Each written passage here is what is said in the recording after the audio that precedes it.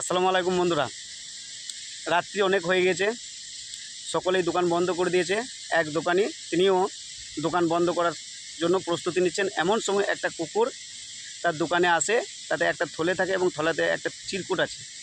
সেই চিরকুটে কিছু মাল লেখা আছে, সেইগুলোকে দিয়ে দেয় দোকানি এবং তার ন্যায্য পয়সা নিয়ে বাকিটা ব্যাগে ভরে দেয়।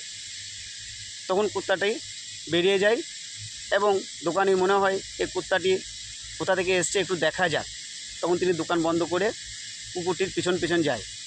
কিছুদিন যাওয়ার পর দেখে একটা বাড়ির সামনে থেমেছে এবং সেখানে বারবার কলিং বেল বাজাতেই থাকে।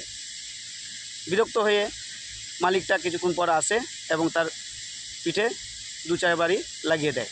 তখন সেই ব্যক্তি বলে, আচ্ছা ভাই, এই কুকুরটাকে মারছেন কেন? তখন সে বলে, সে যে সওদা করতে গিয়েছে, তা বাড়ির চাবিটা নিয়ে যেতে পারে, আমাকে এত রাতে ঘুম ভাঙালো কেন? তা আমাদের জীবনেও আপনি কিছু কিছু মানুষের যতই উপকার করুন, মন দিয়ে প্রাণ দিয়ে কাজ করুন, কিন্তু কিছু কিছু মানুষের মন আপনি কখনোই পাবেন না। আসসালামু আলাইকুম।